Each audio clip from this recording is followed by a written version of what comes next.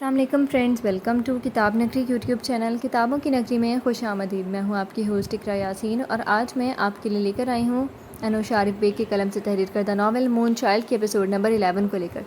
اس episode کو start کرنے سے پہلے آپ جلدی سے کر لیجیے ہمارے چینل کو سبسکرائب، ویڈیو کو لائک اور کلک کر لیجیے بیل آئیکن کو۔ اب آتے ہیں ایپیسوڈ کی جانب۔ یہ ناول کا ہے 11واں باب کا نام ہے پناہ گاہ۔ صبح کے کوئی 11 بجے کا وقت تھا اور سورج کی روشنی سارے شہر کو جھلسانے لگی تھی۔ آج گرمی معمول سے کچھ زیادہ تھی، ایسے میں اس کے اپارٹمنٹ میں سناٹے کا راج تھا۔ اسٹڈی کا دروازہ بند کر کے وہ وہاں میز پر اپنی کتابیں پھیلائے اپنے سامنے لیپ ٹاپ کھولے کرسی پر براجمان تھی۔ اسٹڈی کا ماحول اس وقت بھی خوابناک لگتا تھا۔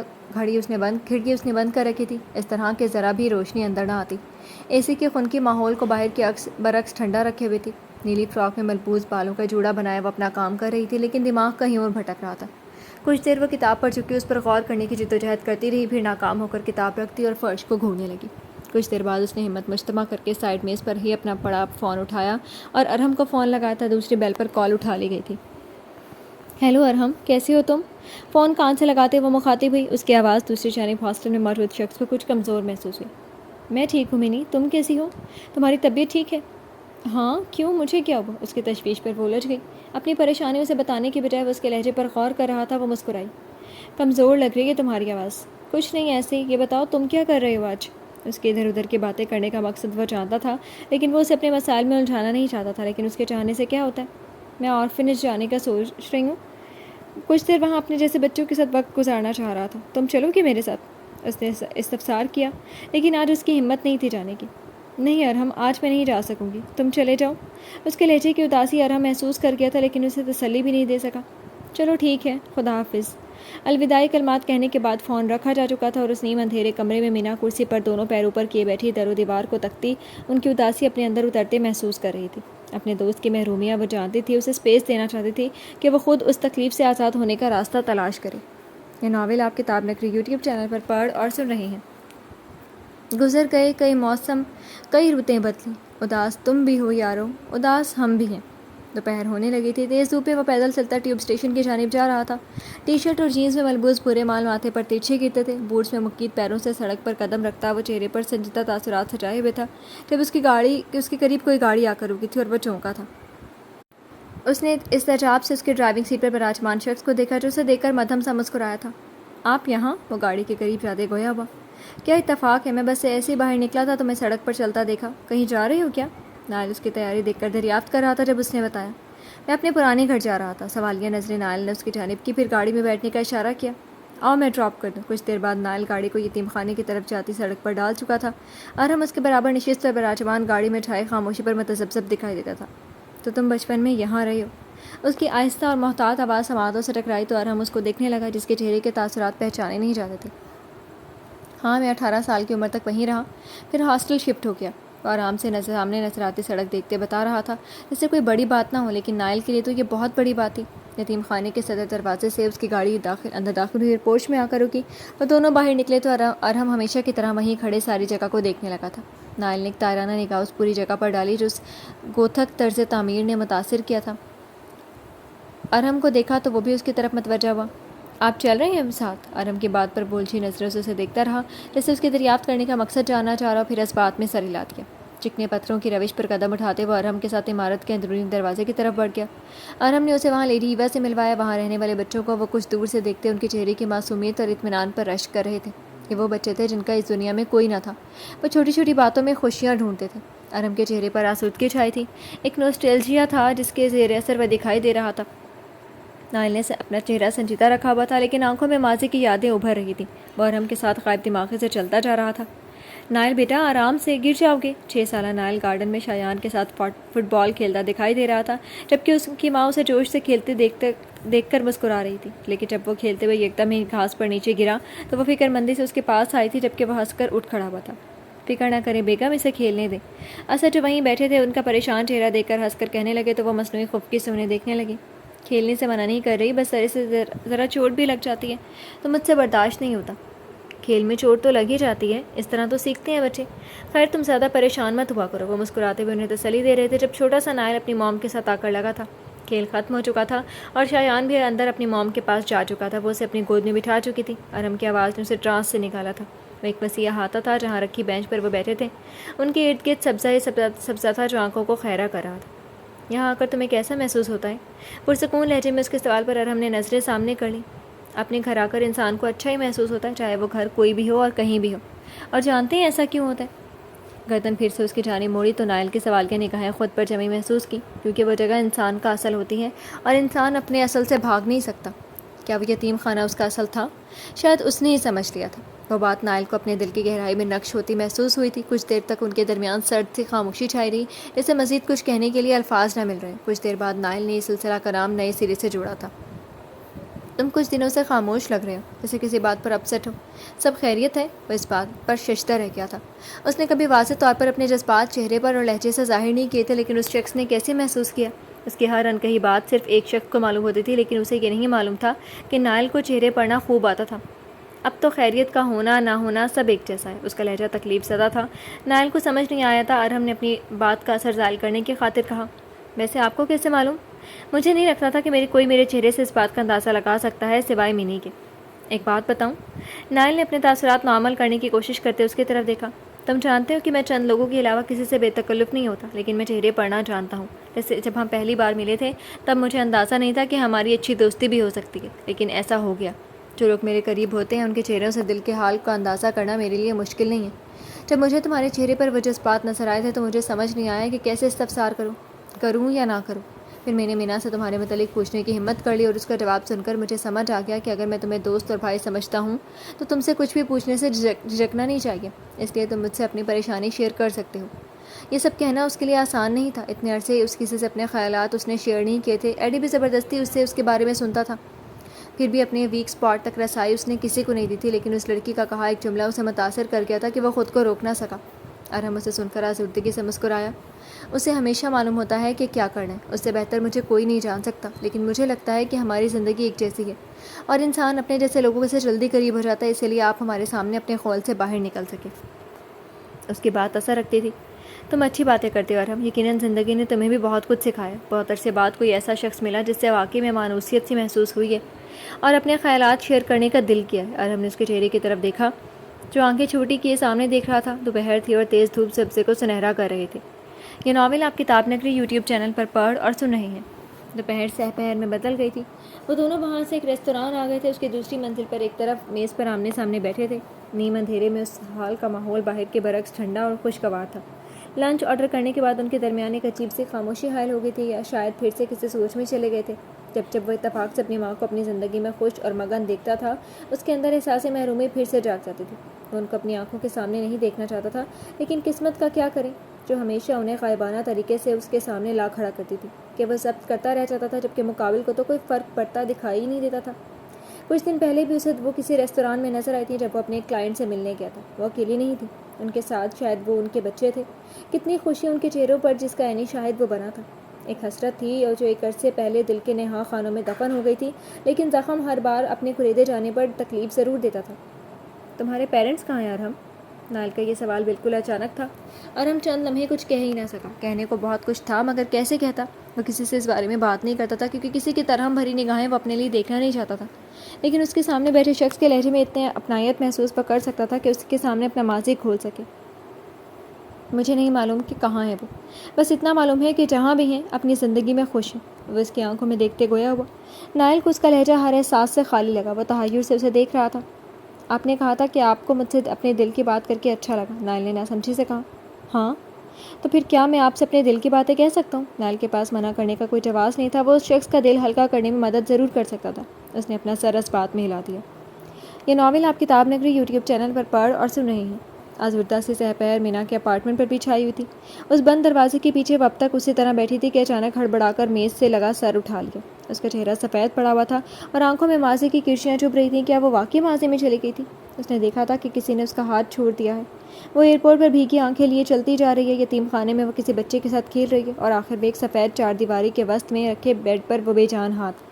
تیز تنفس کے ساتھ وہ یہ سمجھنے کی کوشش کر رہی تھی کہ وہ ماضی تھا یا کوئی خواب.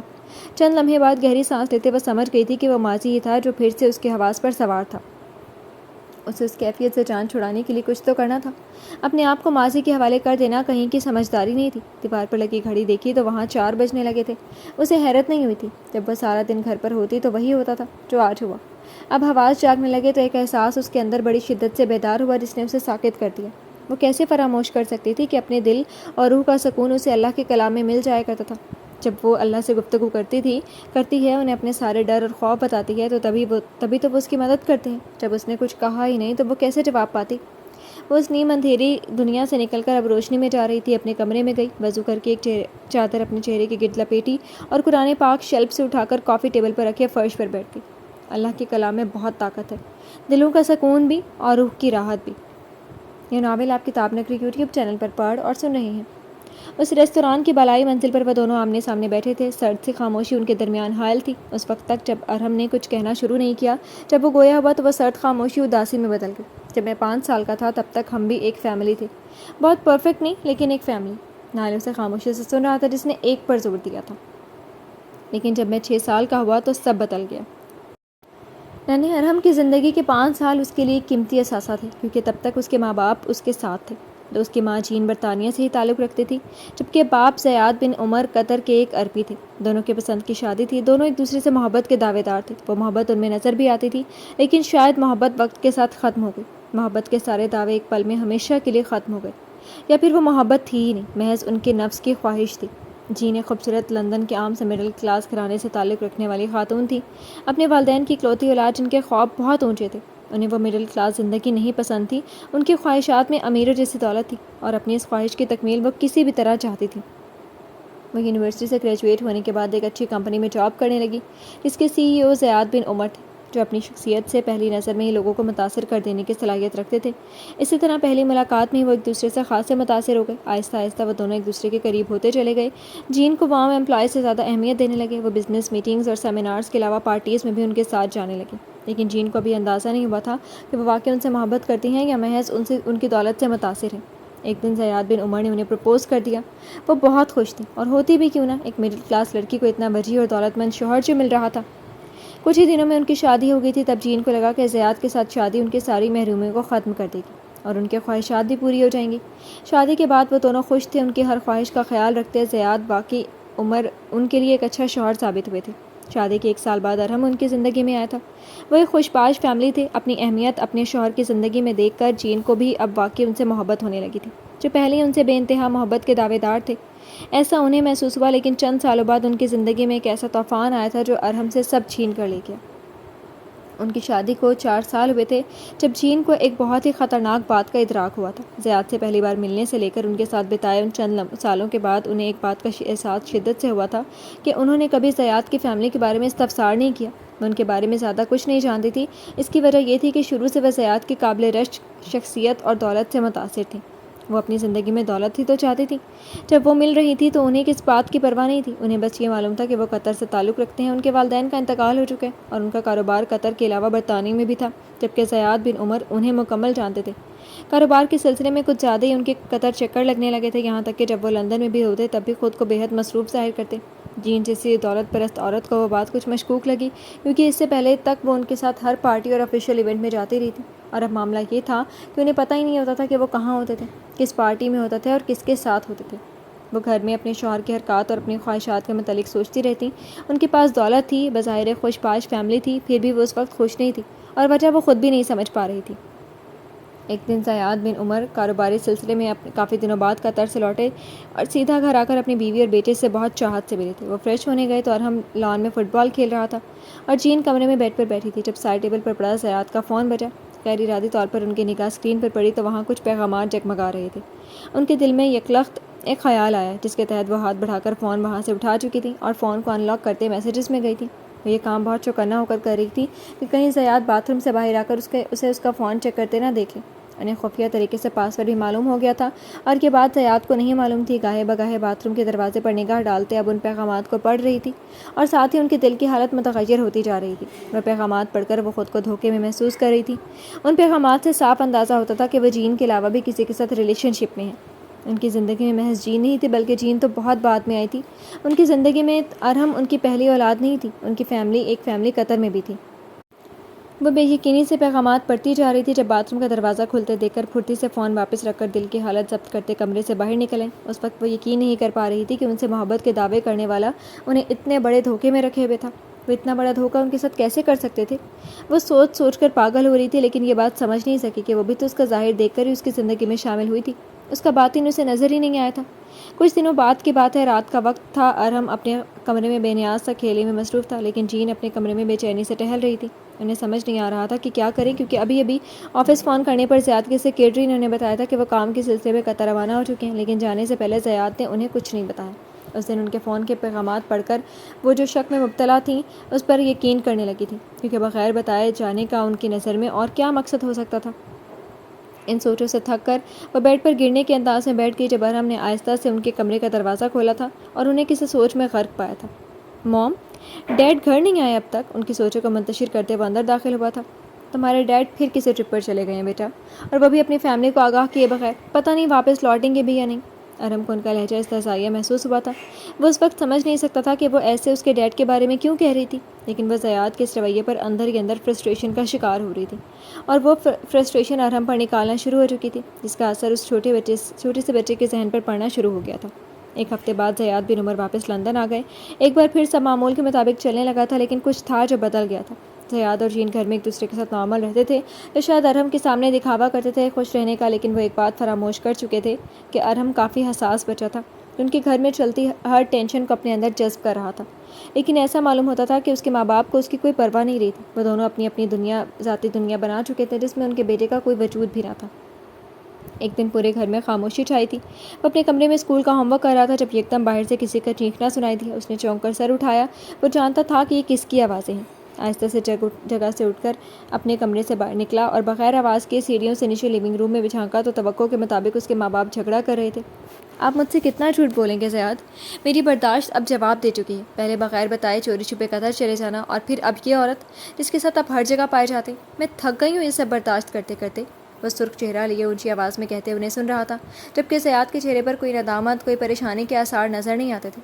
تو پھر مت کرو نا برداشت۔ میں نے تو تم سے نہیں کہا کہ میں تمہیں باہر بتا کر کہیں آنے جانے کا پابند نہیں ہوں۔ ان کے بعد جین کو آگ لگا دی۔ ہمارے درمیان رشتہ آپ بھول تو نہیں گئی ہیں کیا؟ بھولا نہیں ہوں، تبھی کہہ رہا ہوں۔ ویسے بھی تمہیں تو میرے پیسوں سے مطلب تھا، اور تم شاید اپنی خواہش بھول گئی ہو کہ تمہاری زندگی کا مقصد ہی امارت سے بھرپور زندگی گزارنا تھا۔ پھر بھی میں نے تمہیں اتنی محبت سے رکھا، ہر خواہش تمہاری پوری کی، تمہیں تمہاری اوقات سے بڑھ کر محبت بھی دے دی، تو اسے میری عنایت سمجھو، ورنہ محض دولت کی چکا چوند سے متاثر ہو جانے والی عورت کی مجھے اپنی زندگی میں کیا ضرورت ہو سکتی ہے؟ اسی لیے مجھ سے سوال مت کرو۔ ان کی بات پر وہ ششدر رہ گئی تھی۔ تو کیا وہ سب ان کی اوقات سے بہت زیادہ تھا؟ کیا وہ واقعی محض دولت ہی اپنی زندگی میں چاہتی تھی؟ وہ تو انہیں مل گئی تھی، لیکن ان کی بات سن کر اتنی تکلیف کیوں ہو رہی تھی؟ دل کے کسی کونے سے آواز آئی تھی جس نے ان کو ایک پل کے لیے جھنجھوڑ کر رکھ دیا تھا۔ ہمت مجتمع کر کے گویا ہوئی، کہ آپ کی نظر میں میری کیا اوقات ہے؟ مجھے تو لگا تھا کہ آپ مجھ سے واقعی محبت کرتی ہیں، لیکن اب اندازہ ہوا کہ وہ سب تو آپ نے اپنے نفس کی خواہش پورا کرنے کے لیے کیا تھا، ورنہ آپ کو کیا کمی تھی اپنی زندگی میں عورتوں کی؟ درست کہہ رہی ہوں۔ اس وقت دل نے جو کہا وہ کیا، اور اب بھی وہی کروں گا، اور تمہارے سوالوں کا جواب میں تمہیں دے دیتا ہوں۔ میں قطر اپنی فیملی سے ملنے گیا تھا۔ مجھے معلوم تھا میرے ہی ذرائع استعمال کر کے تم اس بارے میں پتہ تو کروا ہی چکی ہوگی، اسی لیے تمہیں بتانا میں نے اہم نہیں سمجھا۔ مجھے امید ہے تم یہ بات سمجھو گی۔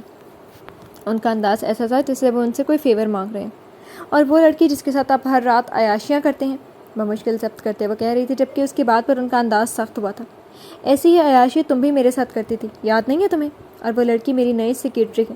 اس سے زیادہ برداشت ان میں نہ تھی کہ اپنی ذات کے بارے میں اس شخص سے سنتی جو ان کا شوہر تھا۔ وہ شخص انہیں اتنی بے دردی سے آئینہ دکھا گیا تھا، اور وہ کچھ کہہ بھی نہیں سکی تھی کہ کچھ کہنے کو تھا ہی نہیں، وہ سب تو ان کی حقیقت تھی۔ وہ جین کا چہرہ دیکھتے اب سر جھٹک کر اپنے کمرے کی طرف بڑھ کر وہ وہیں اپنا بکھرا وجود لیے کاؤچ پر ڈھیر ہو گئی۔ اتنی بے عزتی ان کے صبر کا امتحان لے گئی تھی۔ وہ اسی طرح بیٹھی زمین کو گھورتی رہی۔ وہ دونوں اپنا کہنا سننا کر چکے تھے، لیکن اس کی طرف دھیان کرنا بھی گوارا نہیں کیا تھا کہ وہ بچہ کتنا سہم گیا تھا۔ یہ سب اپنی آنکھوں سے دیکھنے کے بعد وہ بے یقین تاثرات چہرے پر سجائے اپنے کمرے میں واپس پلٹ گیا تھا۔ اس جھگڑے کے بعد وہ دونوں اپنی اپنی روٹین میں سیٹ تھے، لیکن ارحم نظر انداز ہو کر رہ گیا تھا۔ اسکول سے آنے کے بعد وہ سارا دن اپنے کمرے میں بند رہتا، کھانا بھی اکیلے ہی کھاتا تھا، کیونکہ ماں باپ کو تو اس کی فکر ہی نہیں تھی۔ اب زیاد تو اپنے کاروبار میں مصروف رہتے، جین بھی کسی اور کے ساتھ مصروف ہو چکی تھی۔ ان کو اپنا ایک پرانا دوست مل گیا تھا جو انہیں یونیورسٹی کے زمانے سے پسند کرتا تھا۔ جین بھی اسے پسند کرتی تھی، لیکن یونیورسٹی کے بعد جب وہ زیاد سے ملی تو پچھلا سب وہ بھول گئی تھی۔ ان کے خیال میں قسمت اس پر ایک بار پھر مہربان ہوئی تھی سائمن سے دوبارہ ملا کر۔ تمہیں نہیں معلوم سائمن، میں کتنی خوش ہوں تمہیں دیکھ کر۔ کہ زیاد سے شادی ایک غلطی تھی جس پر میں پچھتا رہی ہوں۔ دوپہر کا وقت تھا اور وہ دونوں ایک کافی بار میں بیٹھے تھے۔ جین کے لہجے سے ان کی خوشی صاف ظاہر تھی۔ سائمن ان کی بات سن کر تفکر سے گویا ہوا۔ یہ میری خوش نصیبی ہے کہ تم مجھے دیکھ کر خوش ہو۔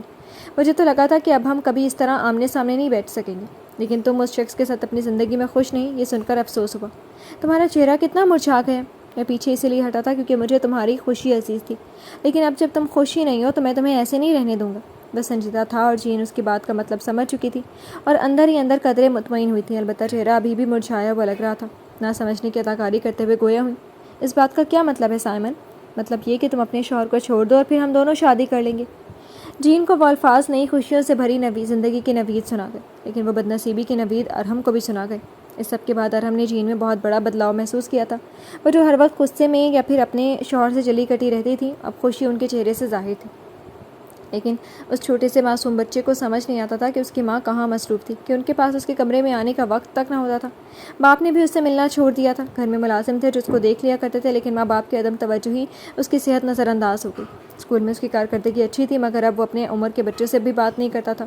یہ بات اس کے اساتذہ نے محسوس کی تھی اور اسی بنا پر اس کے ماں باپ کو اسکول میں طلب کر لیا تھا۔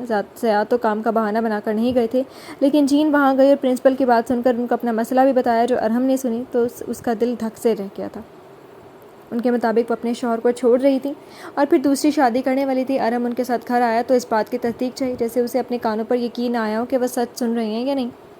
موم، اب جھوٹ کہہ رہی تھی نا؟ اب ہمیں چھوڑ کر تو نہیں جائیں گی نا؟ اس نے انداز سے ظاہر کیا تھا کہ وہ اس بات سے بہت سہم گیا تھا، لیکن اس کی ماں کو تو اس کی فکر ہوتی تو کوئی فرق پڑتا نا۔ وہ تصفاق لہجے میں کہنے لگی، دیکھو ارحم، تمہارے ڈیڈ تو کب کا تمہیں اور مجھے چھوڑ چکے ہیں۔ انہوں نے ہمارا بھروسہ توڑ دیا، اور جب رشتے میں بھروسہ اور اعتماد نہ ہو تو ایسے رشتے کو قائم رکھنے کا کوئی فائدہ نہیں۔ الگ ہو جانا بہتر ہے، اور ایک نہ ایک دن تو ایسا ہونا ہی ہے۔ اسی لیے جتنی جلدی ہو سکے تم اپنے آپ کو اس بات کے لیے تیار کر لو۔ ایک دیمک زدہ رشتے میں رہنا بہت بڑا ٹارچر ہوتا ہے، اور میں ہم دونوں کو اس ٹارچر سے نکالنے کے لیے یہ سب کر رہی ہوں۔ ان کے الفاظ اس کو بے جان کر رہے تھے اور وہ اپنی بات کہتے وہاں سے بغیر کوئی ماں والی محبت اس پر جتائے چلی گئی تھی۔ شاید وہ اسے آنے والے کڑے وقت کے لیے تیار کر رہی تھیں۔ ایک ہفتے کے اندر اندر جین اور زیاد ایک دوسرے سے علیحدہ ہو چکے تھے، اور اس بات کا سب سے زیادہ صدمہ ارحم کو تھا۔ کون اولاد چاہتی کہ اس کے ماں باپ اسے چھوڑ جائیں؟ زیاد نے اس سے آخری دفعہ بات کرنا تک گوارا نہیں کیا تھا۔ اس بات ساری زندگی کے لیے ذہن میں رہ گئی تھی۔ جہاں تک بات ہے جین کی، تو ان کا عمل اس کا مستقبل تاریک کر گیا تھا۔ ان کے طلاق کے بعد ارحم جین کے ساتھ تھا، لیکن صرف تب تک جب تک انہوں نے دوسری شادی نہیں کی تھی۔ ان کی شادی سے ایک دن پہلے وہ اسے لیے یتیم خانے میں لے آئی تھی۔ ان کا دوسرا شوہر ارحم کو اپنے ساتھ رکھنا نہیں چاہتا تھا، اور جین خود بھی ساتھ نہیں رکھنا چاہتی تھی، کیونکہ انہیں اپنی آزادی اور اپنی خوشحال زندگی عزیز تھی جو انہیں سائمن کے ساتھ شادی کرنے سے ملنی تھی، اور وہ نہیں چاہتی تھی کہ سابقہ شادی سے جڑا کوئی بھی پہلو انہیں تنگ کرے، خواہ وہ ان کا اپنا بیٹا ہی کیوں نہ ہو۔ ان کے ماں باپ کچھ عرصے پہلے انتقال کر گئے تھے، اس لیے وہ اسے یتیم خانے میں چھوڑ کر اس سے اپنا تعلق ختم کر رہی تھی۔ موم، میں آپ کے بغیر نہیں رہ سکتا، مجھے مت چھوڑیں یہاں۔ ڈیڈ بھی چلے گئے، پلیز آپ مجھے مت چھوڑیں۔ وہ روتا ہوا ان سے منت کرتا کہہ رہا تھا کہ مجھے نہ چھوڑ کر جاؤ، لیکن ان میں احساس باقی ہوتا تو وہ اس کی سنتی نہ۔ ان کو تو بس اپنے سر سے ایک بوجھ ہلکا کرنا تھا۔ ارحم، تنگ مت کرنا کسی کو، اب یہی تمہارا گھر ہے۔ وہ اسے وہاں کے کوآرڈینیٹر کے حوالے کر کے جانے لگی۔ تب انہوں نے بے دردی سے وہ الفاظ ادا کیے تھے، اور ان لفظوں سے ارحم کے چہرے پر ابھرتی تکلیف لیڈی ایوا نے بھی افسوس سے دیکھی تھی۔ وہ اسے چھوڑ کر وہاں سے جا چکی تھی، اور اب ارحم بن زیاد سے صرف ارحم بن چکا تھا۔ یتیم خانہ اس کا گھر اور وہاں رہنے والے اب اس کی فیملی تھی، لیکن وقت سے ارحم بدل گیا تھا۔ اب اسے اپنی زندگی میں رنگ محسوس نہیں ہوتے تھے۔ وہ گمسم سا رہتا، کسی سے بات نہیں کرتا تھا، دن میں بالکل چپ رہتا، رات کو سب سے چھپ کر روتا، اپنے موم ڈیڈ کو یاد کرتا، انہیں پکارتا، حالانکہ اسے بھی معلوم تھا وہ اب زندگی بھر نہیں آئیں گے۔ اس کی ابتر ہوتی ذہنی صحت لیڈی ایوا نے محسوس کی تو اسے سیکیٹرسٹ کو دکھایا، ساتھ ہی اس کا ذکر اپنے ایک دوست سے کیا۔ زریں لیڈی ایوا کی بہت اچھی اور پرانی دوست تھی، اکثر اس یتیم خانے کا چکر لگاتی اور خیرات وغیرہ بھی کرتی تھی۔ وہ مینا کو بھی کبھی کبھار ساتھ لے آتی تھی۔ جب زریں نے ان سے ارحم کے بارے میں سنا تو ان کی رحم دل اور اللہ کے مخلوق سے محبت کرنے والی شخصیت کا دل افسوس سے بھرا۔ وہ وہاں موجود ہر بچے کے لیے اپنے دل میں درد رکھتی تھیں، لیکن اس بچے سے انہیں خاص انسیت محسوس ہوئی تھی۔ یہ ناول آپ کتاب نگری یوٹیوب چینل پر پڑھ اور سن رہے ہیں۔ وہ اس سے ملتی اور اسے بہلانے کی کوشش کرتی۔ مینا جب اس کے ساتھ آتی تو اس کے ساتھ زبردستی کھیلا کرتی تھی۔ پہلے تو وہ ان کی باتوں کا جواب نہیں دیتی تھی، لیکن کچھ ہی وقت میں وہ ان سے بہت قریب ہو گیا تھا۔ مینا سے اس کی بہت اچھی دوستی ہو گئی تھی۔ وہ دونوں جب اس کے ساتھ ہوتی تو اسے تنہائی کا احساس نہیں ہونے دیتی تھی۔ ان کی بہت کاوشوں سے وہ کافی حد تک بہتر ہو چکا تھا۔ اب اسے زندگی کے رنگ پھر سے محسوس ہونے لگے تھے، وہ بھی صرف ان کی وجہ سے جو خونی رشتہ نہ ہونے کے باوجود بھی اس کے لیے ایک فیملی کی حیثیت اختیار کر گئے تھے۔ اس میں کوئی شک نہیں تھا کہ جو زخم اسے ملا تھا اس کا اثر زائل ہو رہا تھا، لیکن اس کا نشان ہمیشہ اس کے وجود میں پیوست رہنا تھا۔ وہ خود ترسی کا شکار ہونے لگا تھا۔ اب اس کی شخصیت تبدیل ہونے لگی تھی، اس کی شخصیت میں اعتماد آنے لگا تھا۔ اس کو اسلام اور عیسائیت دونوں مذاہب کی تعلیم دی گئی تھی۔ جب 18 سال کا ہوا تو وہ یتیم خانے سے چلا گیا اور ہاسٹل میں رہنے کے ساتھ ساتھ کیفے میں پارٹ ٹائم جاب کرنے لگا۔ پڑھائی میں بھی خاصا ذہین تھا اور اسی بنا پر مینا کے سارے ساتھ اس کو بھی ریاست کی طرف سے اسکالرشپ ہوئی تھی۔ پڑھائی اور کیفے میں کام کرنے کے ساتھ وہ مینا کے ساتھ ہی فری لانسنگ کرتا تھا۔ اس نے خود کو اپنے پیروں پر کھڑا کر لیا تھا۔ یہ ناول آپ کتاب نگری یوٹیوب چینل پر پڑھ اور سن رہے ہیں۔ وہ خاموش ہوا تو جسے سرد ماحول اب نرم ہونے لگا۔ وہ دونوں اپنی اپنی جگہ ساکت تھے، لیکن جذبات کی شدت ان کی آنکھوں میں واضح تھی۔ نائل تو اس کی کہانی میں اتنا محو تھا کہ وقت اور آس پاس کے ماحول سے بے خبر ہو گیا تھا۔ کچھ ساعتیں لگی تھی اسے اس کہانی سے باہر آنے میں، کیونکہ اس کے سامنے بیٹھے شخص کا ماضی تھا۔ اسے اب یقین ہو گیا تھا کہ دنیا میں کچھ لوگوں سے ملنا اتفاق نہیں ہوتا، اللہ نے ہماری تقدیر ان سے جوڑ رکھی ہوتی ہے۔ یہ ناول آپ کتاب نگری یوٹیوب چینل پر پڑھ اور سن رہے ہیں۔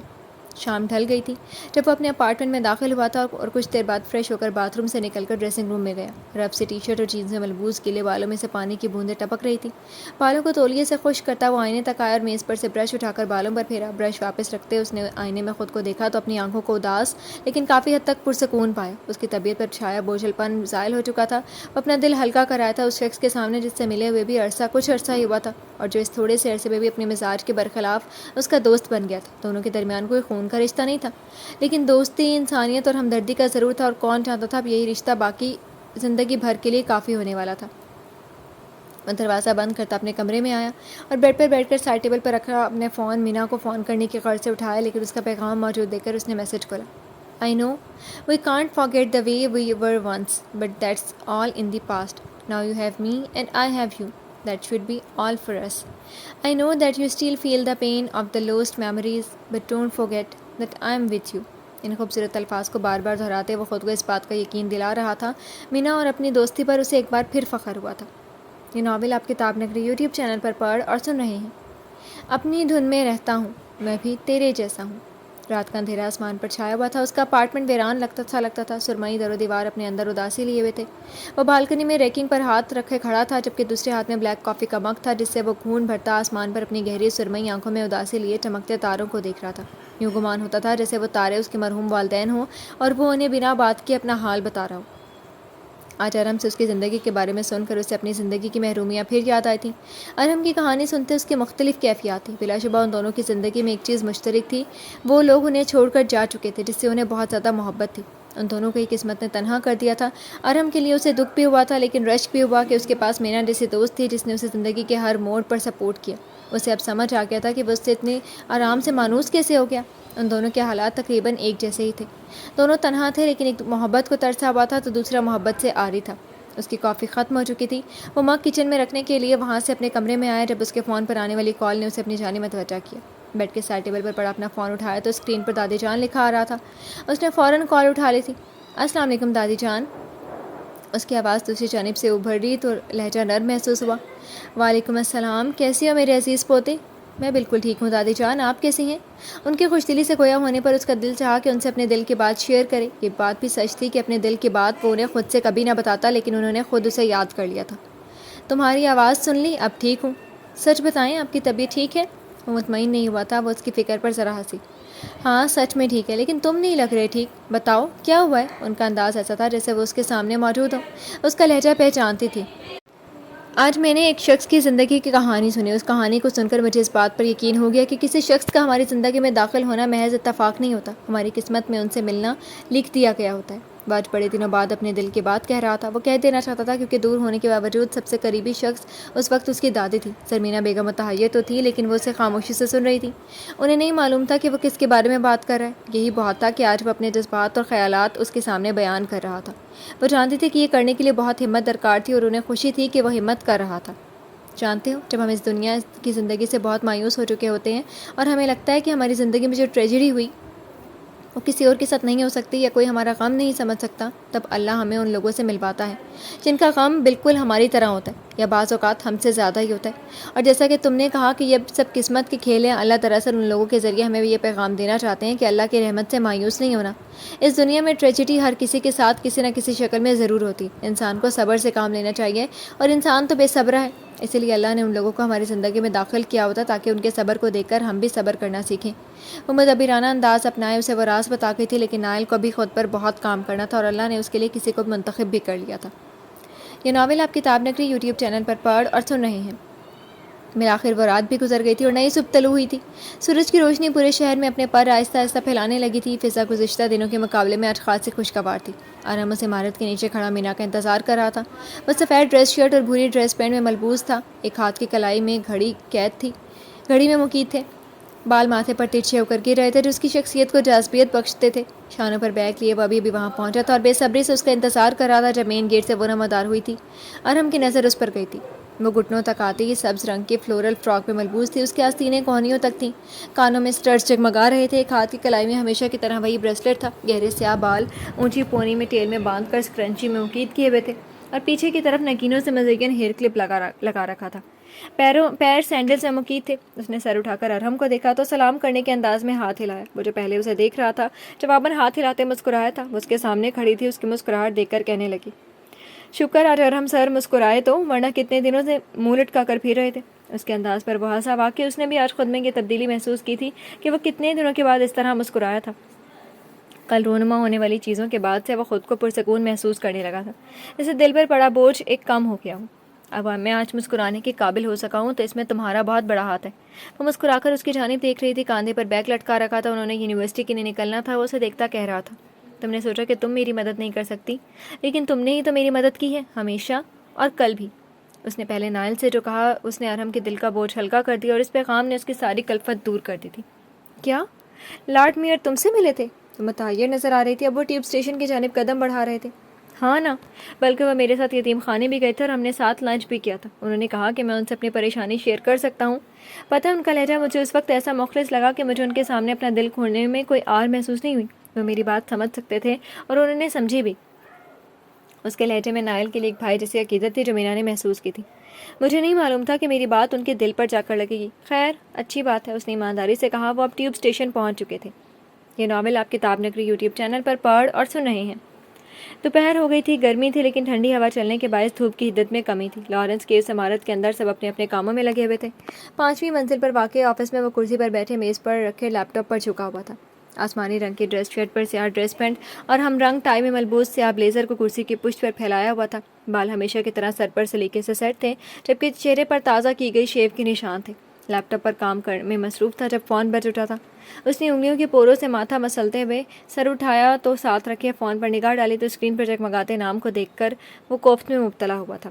گہری سانس لیتے مجبوراً فون اٹھا کر کان سے لگا کے اور کان سے لگاتے دوسری جانب سے چہکتی یہ آواز اس کے کانوں سے ٹکرائی تھی۔ ہائے نائل، کیسے ہو؟ ہیلو ایما، میں ہمیشہ کی طرح ویسا ہی ہوں۔ کیسا فون کیا؟ انداز مصروف اور لیا دیا سا تھا۔ فون کے اس پار موجود ایما کو اس کے اس انداز سے سخت چڑ تھی۔ وہ ہمیشہ ہی اس سے اسی طرح بے نیاز رہتا تھا اور اس بات کی وجہ اسے معلوم نہیں تھی یا پھر وہ جان کر بھی انجان بنتی تھی۔ مانا کہ تم مجھ سے جواباً میری خیریت نہیں پوچھو گے، لیکن تمہیں اب اتنا معلوم ہونا چاہیے کہ کیوں فون کیا۔ اس کے لہجے کے پیچھے چھپا طنز اچھی طرح سمجھ رہا تھا۔ لہجہ ذرا سخت ہوا۔ پہیلیاں مت بجھواؤ، جو بات ہے وہ کہو۔ ہمیں ملنا تھا نائل، تمہیں یاد نہیں ہے لیکن مجھے یاد ہے، اور آج میں کوئی انکار یا کوئی بہانہ نہیں سنوں گی۔ اس کا لہجہ اٹل تھا، جیسے وہ آج اسے ہر حال میں اپنے سامنے دیکھنا چاہتی ہے۔ نائل کو واقعی یاد نہیں تھا۔ وہ کام اور پھر پڑھائی میں اتنا مصروف تھا کہ غیر ضروری باتیں اس کے لیے یاد رکھنا مشکل تھا۔ ایما نے وہ بات یاد دلائی تو اسے یاد آیا، پھر اسے ایک نئے سرے سے کوفت ہوئی تھی، لیکن ظاہر نہیں کیا۔ میں واقعی بھول گیا تھا۔ کوئی بات نہیں، اب یاد دلایا ہے نا، تو 5 منٹ بعد تمہارا لنچ بریک ہونے والا ہے، اس میں میرے ساتھ لنچ کرنے آ جاؤ۔ جگہ میں تمہیں ٹیکسٹ کر دوں گی، اوکے؟ اس کی بات چاروں ناچار اسے ماننی ہی پڑی تھی۔ فون رکھ دیا گیا تھا اور فوراً ایک ٹیکسٹ اسے موصول ہوا تھا جس میں ریستوران کا نام اور پتہ لکھا تھا۔ وہ اسے پڑھ کر کرسی کی پشت سے سر ٹکا گیا تھا۔ یہ ناول آپ کتاب نگری یوٹیوب چینل پر پڑھ اور سن رہے ہیں۔ تیرے قریب آ کے بڑی الجھنوں میں ہوں، میں دشمنوں میں ہوں کہ تیرے دوستوں میں ہوں۔ وہ شہر کا ایک نامور ریستوران تھا جس کا انٹیریئر بہت ہی شاندار تھا۔ نیلے اور سفید رنگ کے امتزاج پر بنا وہ خوبصورت لگ رہا تھا۔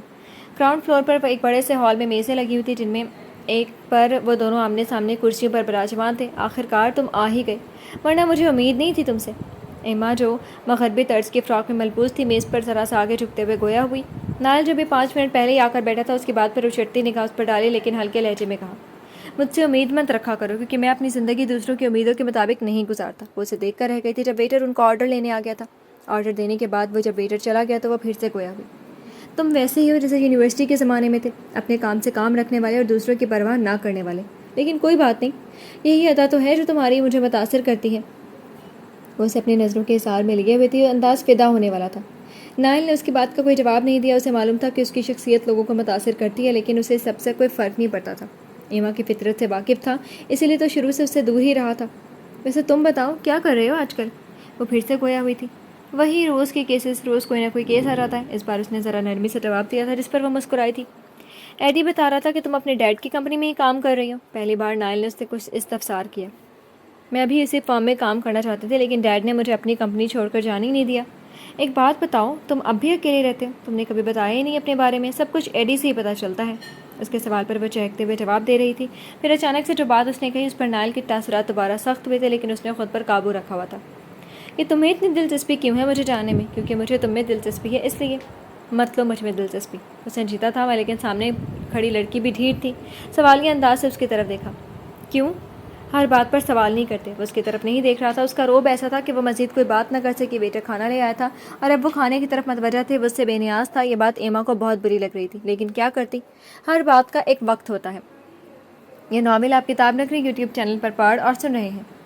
دوپہر کی دھوپ نے سارے شہر کو اپنی لپیٹ میں لیا ہوا تھا۔ وہ دونوں کورٹ کی بھیڑ سے باہر نکل رہے تھے۔ آج ایک کیس کی پہلی سماعت تھی جو کسی حد تک ان کی فیور میں گئی تھی، اور امکان یہ تھا کہ اگلی سماعت میں کیس کا فیصلہ ہو جائے گا۔ وہ دونوں سماعت کے متعلق کی بات چیت کرتے پارکنگ میں کھڑی نائل کی گاڑی کی طرف آ رہے تھے، اور آج کی سماعت سے ثابت ہوا کہ میری بات ہمیشہ درست ہوتی ہے، گاڑی میں بیٹھتے اس نے فخریہ لہجے میں کہا تھا۔ تو نائل نے اسٹیئرنگ سنبھالتے نائل جواب میں گویا ہوا، واقعی تمہارے مشورے کافی کام کے ہوتے ہیں، جیسے کہ اس دن ارحم سے بات کرنے والا مشورہ۔ گاڑی اب سڑک پر دوڑنے لگی تھی۔ مجھے نہیں لگتا تھا کہ آپ میری بات پر اتنا غور کریں گے۔ نائل اس کی بے یقینی پر مسکراتے ہوئے شانے جھکائے۔ کر لیا، مگر اس سے بات کر کے مجھے اپنی زندگی ذرا کم تلخ لگی، جس بات کی روح میں وہ کہہ گیا تھا۔ آواز ہلکی تھی، پھر بھی مینا کے کانوں تک پہنچ گئی۔ وہ الجھ کر اس کی طرف دیکھنے لگی، تب اسے احساس ہوا کہ وہ کیا کہہ رہا تھا۔ آپ کیا کہہ رہے تھے؟ وہ سنجیدگی سے ونڈ اسکرین سے سامنے دیکھتے گاڑی چلا رہا تھا۔ اس کے استفسار پر چونکا۔ کچھ نہیں، بس یہ کہ کچھ لوگوں کا زندگی میں ملنا اتفاق نہیں ہوتا، ان سے آپ ریلیٹ کر سکتے ہیں۔ سرسری لہجہ اپنایا، لیکن وہ چند ثانیوں تک اسے دیکھتی رہی، جیسے اس کے چہرے کے تاثرات جانچنا چاہ رہی ہو۔ پھر خود ہی توجہ اس کی طرف سے ہٹا کر سامنے ونڈ اسکرین سے نظر آتے راستے پر کر لی۔ وہ اس کے ساتھ میں الجھنے لگی تھی، اور فی الوقت وہ اسے کوریدنا نہیں چاہتی تھی، بس اتنا ہی کہہ سکے، آپ ٹھیک کہہ رہے ہیں۔ واقعی کا راستہ خاموشی سے گزرا تھا، البتہ دونوں ہی اپنی اپنی سوچوں میں الجھے ہوئے تھے۔ مینا کو وہ پراسرار لگتا تھا، وہ اس کی اسی پراسراریت میں کھونے لگی تھی۔ یہ ناول آپ کتاب نگری یوٹیوب چینل پر پڑھ اور سن رہے ہیں۔ وہ دوپہر کا وقت تھا، سورج سر پر چمک رہا تھا۔ موسم آج ذرا گرم اور نمی لیے ہوئے تھا، لیکن اس سے بھی زیادہ گرما گرمی کچھ دیر پہلے عدالت میں ہوئی تھی، جہاں ہٹ اینڈ رن کیس کا فیصلہ سنایا گیا تھا اور فتح ان کے حصے میں ہی آئی تھی۔ عدالت برخاست ہو گئی تھی، اور اب وہ ماربل کی روش پر کھڑے تھے۔ اس روش کے دونوں اطراف باغات ہیں، جہاں مختلف قسم کے پھول کھلے تھے۔ مجھے خوشی ہے کہ ہماری محنت رائے گاہ نہیں گئی۔ سیاہ وکیلوں والے سوٹ میں ملبوس نائل کے چہرے پر فاتحانہ مسکراہٹ تھی۔ اس کی بات پر وہ دونوں مسکرائے۔ مینا کچھ کہہ رہی تھی، اور وہ دونوں اس کی طرف دیکھ رہے تھے، جب کسی کی آواز کانوں سے ٹکرائی تھی، اور تینوں اس آواز کے مالک کی جانب متوجہ ہوئے تھے۔ نائل، کیسے ہو؟ وہ ایما تھی جو طرح داری سے مسکراتی ہوئی اس کے قریب آئی تھی۔ مینا اور ارحم نے الجھی نگاہوں سے اس نائل کی سمت دیکھا، جس نے پہلے چہرے کے تاثرات بگڑنے سے روک رکھے تھے۔ تم یہاں؟ ہاں، تمہیں دیکھنے ہی آئی تھی، اور قسم سے آئی ایم امپریسڈ۔ وہ متاثر تو اس سے پہلے ہی تھی، لیکن اب تو نائل کے قریب رہنے کے بہانے ڈھونڈتی تھی۔ نائل نے کوفت سے اسے دیکھا، لیکن کہا صرف اتنا، شکریہ ایما۔ ویسے یہ دونوں کون ہیں؟ اس کا اشارہ ان دونوں کی طرف ہونے پر اس نے ان کی طرف چہرہ کیا تو انہیں اپنی طرف ہی دیکھتا پایا۔ یہ دونوں میرے ٹرینیز کم کولیگس ہیں، مینا اور ارحم۔ ایما نے ان دونوں کو غور سے دیکھا، اور خاص طور پر مینا کو تو اس کی آنکھوں نے ایکس رے کیا تھا، اور مینا کو وہ حرکت عجیب لگی تھی۔ میں ایما ہوں، نائل کی دوست۔ اس پر تو نائل نے آسمان کی جانب دیکھتے آنکھیں گھمائی تھی، لیکن وہ تو اس نے مصنوعی مسکراہٹ چہرے پر سجائے مصافحہ کے لیے ارحم کی طرف ہاتھ بڑھا رہی تھی۔ ارحم نے بھی مربتاً مسکراتے ذرا توقف سے اپنا ہاتھ آگے کیا۔ مینا میر۔ مینا کے سامنے اپنا ہاتھ بڑھایا تو اس نے پراعتماد مسکراہٹ یہ اپنا تعارف کروایا تھا۔ کیا تم بھی نائل کی طرح پاکستان سے ہو؟ اس کی طرف سے آنے والے سوال پر وہ ششدر رہ گئی تھی، لیکن کچھ ظاہر نہیں کرنا چاہتی تھی، اس لیے اگلے لمحے ہی اپنے اصلی لہجے میں اعتماد میں واپس لوٹی تھی۔ میں برطانوی شہری ہوں۔ یہ کہتے ہوئے اس کی آنکھوں کے بدلتے رنگ نائل نے محسوس ضرور کیے تھے، جو اسی کی جانب دیکھ رہا تھا۔ اوہ صحیح، چلو پھر ہم چلتے ہیں، بائے۔ نائل اس سے مخاطب ہوا تھا، اور وہ الوداعی کلمات کہتا وہاں سے آگے بڑھ گیا تھا۔ وہ دونوں بھی اس کے پیچھے تھے۔ بائے، پھر ملیں گے۔ ایما اسے خود سے دور جاتا ہوا دیکھ رہی تھی، دل میں ایک طلب سی جاگی تھی۔ یہ ناول آپ کتاب نگری یوٹیوب چینل پر پڑھ اور سن رہے ہیں۔ ویسے نائل، آپ کی دوست خاص آپ کی وجہ سے آئی تھی، اور آپ نے انہیں لفٹ بھی نہیں کروائی۔ ایسا کیوں؟ اسٹیئرنگ تھامے گاڑی چلاتے نائل کے برابر میں بیٹھے ارہم نے مذاقاً کہا تو پچھلی سیٹ پر بیٹھی مینا اس کی طرف متوجہ ہوئی تھی، جبکہ سنجیدگی سے سامنے دیکھ کر گاڑی چلاتے نائل نے اسے لمحے بھر کے لیے گھورا تھا، جس پر ارہم آنکھیں سکیڑ کر پھر سے گویا ہوا۔ اس میں گھورنے والی تو کوئی بات نہیں تھی ویسے۔ اور نہیں تو کیا، مینا نے دھیمے لہجے میں کہا، پھر بھی نائل کے سماعتوں سے اس کی بات ٹکرائی تھی۔ وہ میری کلاس میٹ تھی، لیکن دوست کبھی نہیں کہا میں نے اسے۔ تو آپ کہہ رہے تھے کہ وہ زبردستی خود آپ کو دوست کہتی ہے؟ مینا کا انداز تفتیشی تھا، آخر مستقبل کی کامیاب وکیل جو تھی۔ اور ہم اس کی بات پر زور سے ہنسا تھا، جبکہ نائل کو ایما کا ذکر کبھی دلچسپ نہیں لگا تھا، سو محض ہوں کرنے کے بعد کوئی جواب نہیں دیا۔ مینا نے اس کے چہرے کے تاثرات دیکھنے چاہے، جس میں کوئی فرق نہیں تھا۔ اسے تو وہ لڑکی عجیب لگی تھی جو اپنی نظروں سے اس کا پورا ایکسرے کر رہی تھی، لیکن وہ کسی غیر ضروری شخص کے بارے میں سوچنے میں اپنا وقت نہیں ضائع کرتی تھی۔ جی تو فرینڈز، کیسی لگی آپ کو آج کے ایپیسوڈ؟ کمنٹ سیکشن میں ضرور بتائیے گا۔ پھر حاضر ہوں گے ناول کے نیکسٹ ایپیسوڈ